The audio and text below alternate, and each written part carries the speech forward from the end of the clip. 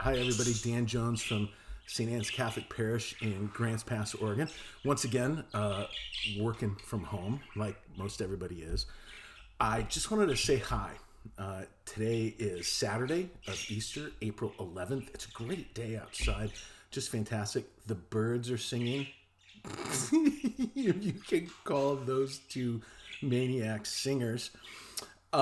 Yesterday, what a great day yesterday was too. The weather's fantastic. I wanted to share a quick story with you that happened yesterday. So I'm out driving with the kids, and you know, we go to Joann's. We go to Joann's Fabrics to get some crafty stuff. And on the way home, headed west, we see one of those digital street signs that they put up occasionally just to share messages. And the message was, "Stay home, stay alive." I can't say it without smiling. Stay home, stay alive. Stay home, stay alive. Now, I saw it, but I was driving and it didn't really click with me.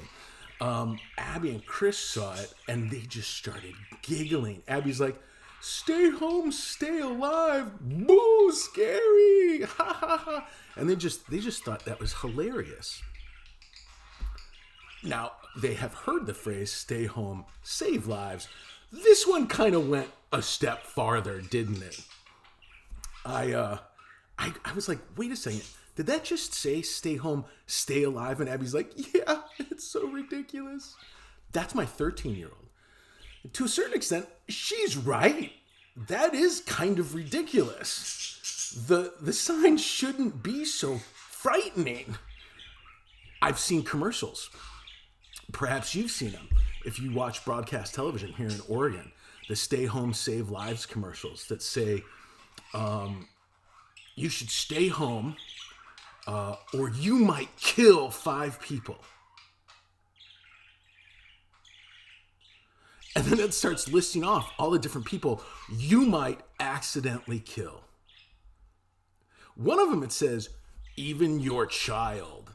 I'm thinking to myself, wait a second, my children live at home with me. What?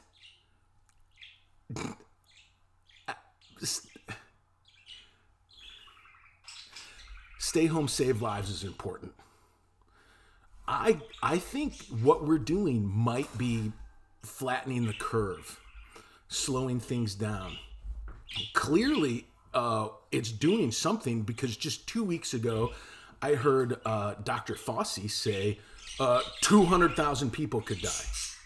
And then about a week ago, it was 100,000 people could die. And then 5 days ago, it was 84,000 people could die. And then just yesterday, or something like that, it was like 64,000 people could die.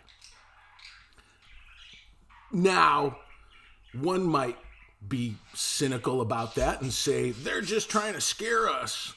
They don't have any idea.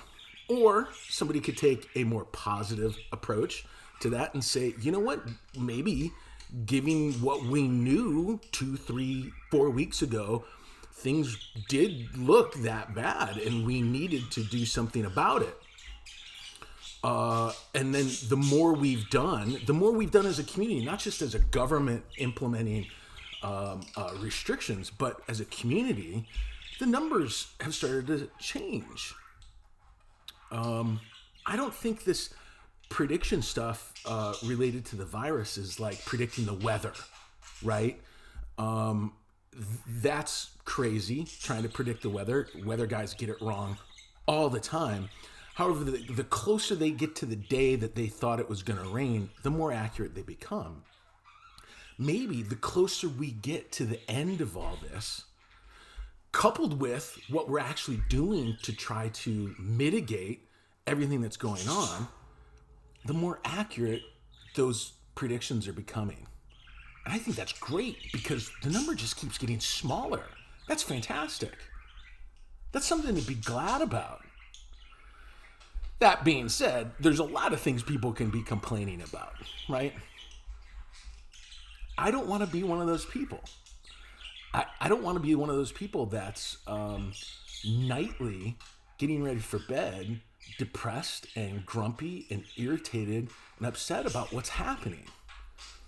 I've taught many times, and I should preface this by saying this is a video for primarily from my youth ministry teens and their parents and those youth ministry families. But anybody in our church, I would hope, could watch this and gain some sense of encouragement. I've taught many times.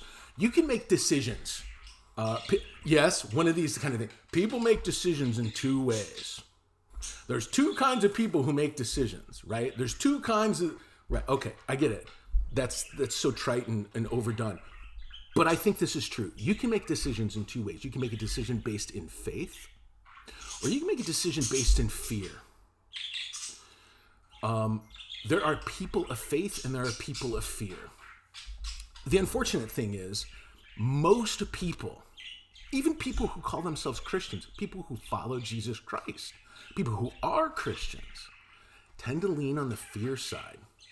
We tend to make decisions based in fear. We tend to be people of fear. Jesus regularly is telling his 12 disciples who saw like all the amazing things that he did. He's regularly telling them, you're not people of faith. Ye of little faith. Well, what are they? They're people of fear. That's why Peter sinks, even though he started walking on water. Because even though he was doing something amazing, he began to respond in fear. Imagine if he would have responded in faith. Imagine what Peter would have been able to do in that moment with Jesus right there with him if he responded in faith. Now, I can look at a sign that says, stay home, stay alive, and I could respond in fear or anger, frustration, worry, anxiety. Lately, I've been kind of sad about some stuff, so I could respond in sadness. I don't want to be that guy, though. I want to be somebody who responds in faith. And you know what?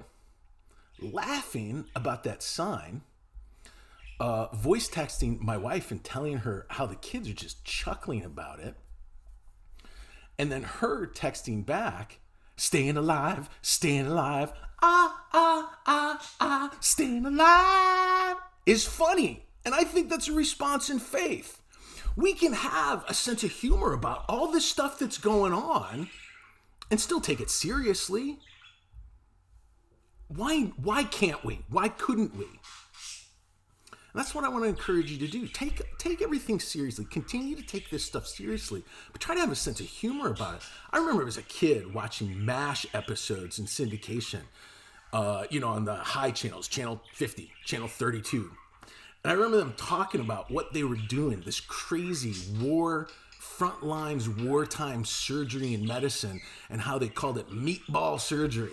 And how when they were doing these operations on these kids, these soldiers, just in an effort to keep them alive long enough to get them to a real hospital, they would joke, they would make fun. It was the genius of the show. Meatball surgery, the humor in the midst of suffering, chaos, uncertainty, anger, depression, all that kind of stuff. I've taught on this too. We can seek joy in the midst of suffering. In fact, I would argue a joyful person is one who is suffering, yet still is able to be in the presence of God. So seek God and you'll find him, even in the midst of your suffering, and you'll have joy. You'll find joy. Okay, so we played Staying Alive by the BeeGees on the kids were like, what did mom say? What did mom say? Because they know, she probably said something funny.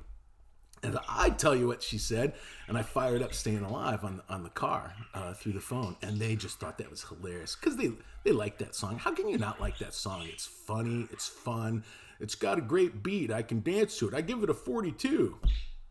Yeah, most of you don't even know that reference. And then we played Staying Alive by the Chipmunks. I mean, just amp it up another level. They thought that was funny too. Not so much Abby. She was about done with it. But, teenage girls. Oh, it's just funny. It's just funny. And it gives hope. We can so easily start grumping during all this. But if you want to be a person of faith, don't grump about all this. I want to read you guys something from an author that I've told you about. He's actually a Benedictine priest. His name is Father Augustine. Yeah.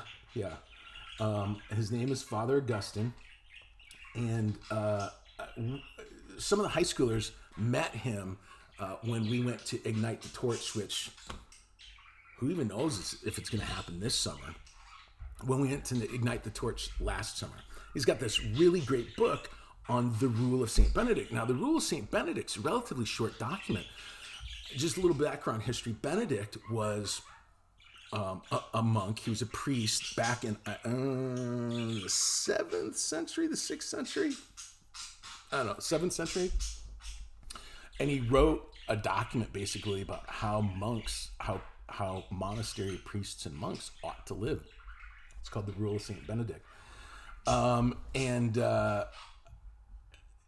just read what Father Augustine says. Sometimes when I'm given a tour of our monastery, I'll put this question to the guests. What do you think is the one thing St. Benedict absolutely forbids his monks to do? And I usually hear answers like kill somebody or steal from the church or run off with a woman. You're a monk, celibacy, right? But those things don't frighten Benedict the way grumbling does. Nothing will take the wind out of your sails like grumbling. This is St. Benedict's pet peeve, and he mentions it 8 times in the Rule of St. Benedict. Twice he begins with the emphatic ante omnia, Latin for above all else. The rule is a short document, and Benedict rarely repeats himself, so you know that stopping complaining before it has a chance to start must be important to him. Here's a cute little picture of Benedict. Yeah, they had the circle with the line through it signs back 1400 years ago, right? No whining. If you think about it, an outright fight is easier in a community than that ceaseless, cowardly, whining gossip that comes from a grumbler who spreads strife and separates close friends. That's from Proverbs chapter 16. Complaining actually can break relationships, especially if it's gossipy complaining about people. Unlike direct disobedience, grumbling makes everyone restless and angry, including the grumbler himself. From 1 Timothy, they learn to be idlers, gadding about from house to house, and not only idlers, but gossips and busybodies, saying what they should not. Idlers. To me, I'm going to interpret that as somebody who complains a lot simply doesn't accomplish much. Worse, what they do is accomplish is they start spreading their discontent.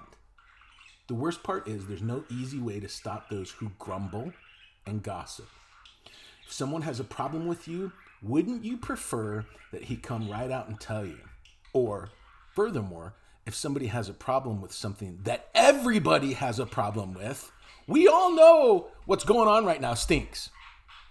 Wouldn't it be better if they just shut up about it and let us all figure out a peaceful, joyful way to get through it?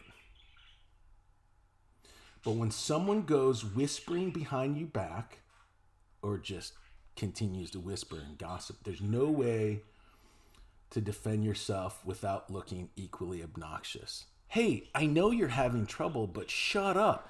I would say that that's probably obnoxious. You probably shouldn't do that. If you want to be holy, happy, and humble, avoid grumbling above all else. And then there's more. This is about perseverance. Avoiding grumbling is probably one of the best things that you can do. And it's the reason why Father Augustine makes it the first thing he talks about.